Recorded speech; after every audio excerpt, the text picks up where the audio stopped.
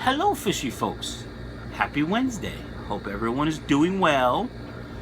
I want to talk about a couple things before we do a quick Fishroom tour. I want to talk about some of the websites and Facebook groups that I like, that I visit frequently. So let's talk about Facebook first. One of the first groups that I'm involved with a lot, I try to answer as many questions as I can, is a group called Fish Tank Talk. About 35 or 36,000 members. The mods are really good. They seem to have a group of people that aren't ignorant, and there aren't too many keyboard cowboys out there. There aren't too many people that know that they're not face to face, so they just type whatever they want, no matter how much of an a-hole it makes them look like. So check it out. If you're not part of that group, definitely check it out, and post some questions there if you need to. Another website that I go to a lot is Gemco. Gemco is a Fishroom supply house, I guess you'd have to call it. And they have all kinds of stuff. They have airline tubing, bulkheads, all kinds of stuff for your fish room. If you're building a fish room, if you have multiple tanks, if you're looking for ideas, definitely check out their website. John's the owner. He is spectacular. They are located in New Jersey, but you can't pick anything up there. It's all mail order.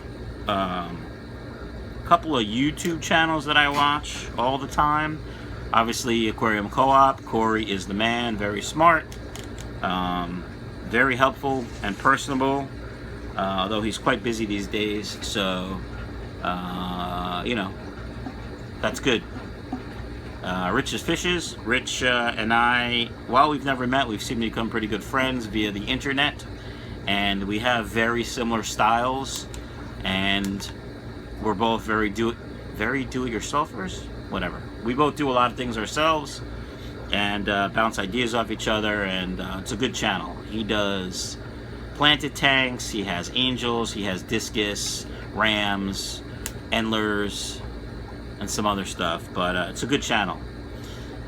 There's actually only 3 channels, and I apologize if I'm offending someone, but there's actually only 3 channels that I watch everyone's videos as soon as they come out.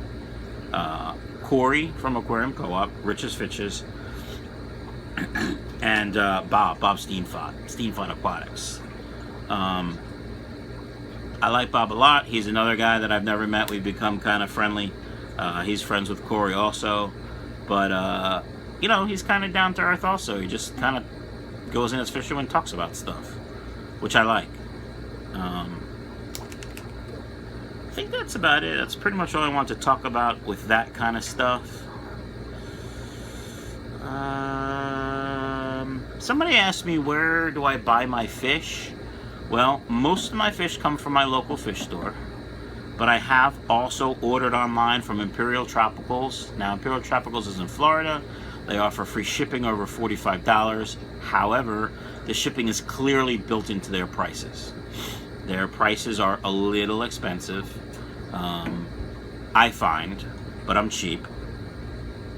But the service I got, I had some questions.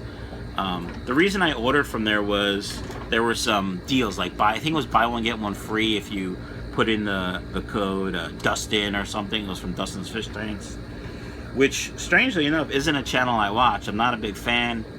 He seems like he's pretty smart, but I don't like his style, which isn't a bad thing. It's just not me. But he was having a deal. He does this thing with Imperial Tropicals. He used to.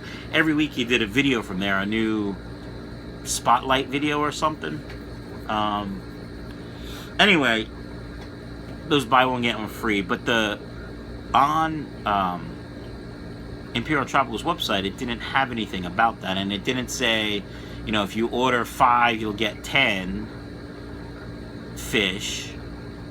It was, or are you just gonna order 5 and pay half price? That kind of thing. So anyway, I emailed the owner or the help, and it turned out the owner, Mike, responded super fast, super nice, answered all my questions. It was a great transaction. The fish came in great shape, and so for me it was worth it. And actually, I just sold fish. I bought 3 different kinds. They were albino bristlenose plecos, and neon swordtails, and koi swordtails. And I just sold some neon swordtails and koi swordtails to my local fish store, and pretty much made all the money that the fish cost me back already. That's not including feeding them, but you know, whatever. I think that's it. You can tell this is kind of off the cuff. I didn't really plan this, but I wanted to talk about some of the things that where I buy some of my stuff, so you know. Alright, shall we take a tour of the fish room? I don't think I can turn this around when it's like this, so what if I do this? Hey, no, I can't do that. I'm gonna go back here and stop it. Alright, fishy folks, what are we looking at here? This used to be the QT rack, and then it was gonna be the fry rack, and now it's just a rack for tanks. I drilled those tanks earlier in the week. Got the bulkheads and the plumbing in. I'm trying a new method, just using PVC. The problem with that is it's not very flexible, and if I were to fall and bump into that, or something were to fall on one of those pipes, it probably would crack all 3 tanks. But we'll see. Hopefully it doesn't. I say that because obviously they're all connected, and these glass is kind of thin, so we're going to be careful and see what happens. The plan is to take, I have 3 more drilled tanks over there that I drilled yesterday. We'll clean those up, put them in here, plumb them, and then figure something to do with these swordtails. May put those swordtails down low in the 55 behind me, and put the juveniles just in one of the tanks on this rack. And then put the 5 gallons up there, and the 5 gallons will be for angel fry. That's my plan, at least. You might be saying to yourself, Mike, what is that nasty pipe just hanging out there going back into the water supply? Well, you can see here I only have 3 lines for my drip emitters for my auto water change system, and that will cause way too much back pressure on the pump and burn that pump out. So we have a return, which I talked about in my last video that I was going to use, and I did. So basically all this pipe is used from other parts of my fish room that I've been changing or taking down, and none of it's actually glued either. This might be glued, but that's it, I think. I think that 90 is glued too, but whatever. Anyway, so basically it goes through its manifold over there, and then whatever pressure is left over, which is quite a bit, comes down and returns back to the tank. And it'll be like that until I finish this side of the system, probably. We're gonna have these 3 tanks here, then these 3 tanks here, and then 5 tanks up, 4 tanks up here. That'll be 10. That still will be too much pressure, so I have to have that return. However, the workbench is more than likely gonna get tanks. I got a great deal. 10, 20 high tanks, all used, some of them painted, they're all dirty. Some of them are drilled to the wrong spot but have been patched. So 10 tanks, $40. Can't beat it. Anyway, I think I can fit 5 of those on here. I may be able to fit 4 or 5 below.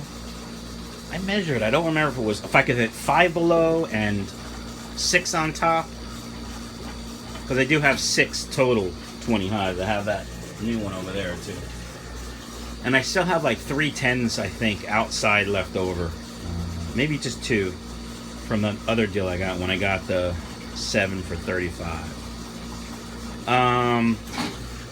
I can fit 3 down there. If I take those 2 big blocks out and swap them for the skinny block, I can fit 3 20s there. So that's a possibility too.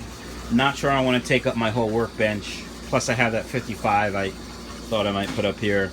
what I have to do is clean the workbench off and figure out what I'm going to do with all my stuff, like another shelf, and see if I can make that work.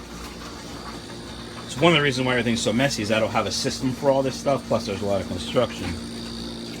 I have this shelf here, but it's very flimsy and it's outside the fish room, so I don't know, I gotta figure something out. Maybe I can put some sort of shelf behind the rack, not sure.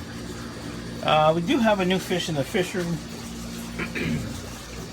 One of my subscribers, Ken, contacted me via YouTube and asked if I wanted to adopt any 3 of his fish that he was gonna surrender to actually our local fish store. He goes to the same fish store I do. It was this angel and 2 Bala sharks. I don't have any room for Bala sharks, so he did surrender those to the local fish store. But I took this angel. We actually met down there. He was a super nice guy, and thanks again, Ken. So right now he's in quarantine. He's got meds in there. When I think he's ready, he'll go into this tank and maybe find a mate. We'll see. I was supposed to pick up a marble angel that somebody had for free, but we could never hook up. And then she didn't answer my messages right away. And when I was like, oh, since you didn't answer in the last 20 minutes, I'm busy. I had to make other plans. She was like, well, I'll just get rid of this stupid fish somewhere else then. Okay, well, tried to help you out, but whatever. I think that's it. Nothing going on with angels right now. We got some heat issues, fluctuations in the fish room. Like right now, this tank is at 74. That's really not optimal for breeding angels. I like it a little higher, maybe 78. Let's see. So this tank, 75. I mean, they all should be about the same, right? 75, yeah. So that's not really optimal. Should be a little warmer. This tank has a heater in it, and 81. So the problem is, I think there's too much space for the angels to feel secure. So I'm kind of just looking for a pair. I'll take them out, throw them in a 20, and let them breed away. I think I've witnessed some breeding behavior from him or him. No, that's the same one. Or him. Not kind of what I want. I like the high cover orange, like those 3, but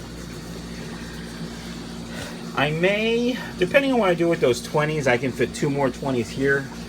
I may end up taking this 40 breeder down and putting like 3 or 4 in a 20 and seeing if I can't get a pair. I know what you're saying, 3 or 4 full-size angels in a 20. Oh my gosh, blah, blah, blah. I do water changes every day. I'm not worried about water quality, quite frankly. Even if I do put a 5-gallon drip emitter instead of a 2-gallon drip emitter and change 5 gallons a day.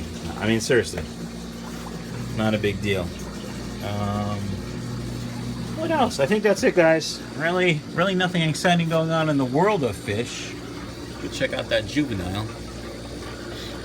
As far as breeding for profit, I did make some money this week selling some neon swordtails and not koi swordtails. I'm going to call them orange swordtails. They were the swordtails, the koi swordtails that had very little white on them. Also sold some creamsicle lyretail mollies. That was nice. There's the silver angels growing up very nice, really looking good. They just ate. Tank's due for a water change. How many do you think are in there? Like, I figure about 30. So, but they're looking good. They're gonna let them grow probably for another 2 weeks and then reevaluate when I can sell them and how much I can sell them for. And all right, guys, I'm gonna call it here. Check out that the Facebook page I talked about, Fish Tank Talk. Pretty good Facebook page. And hope everyone has a great day. I'll see you guys for Fry Friday.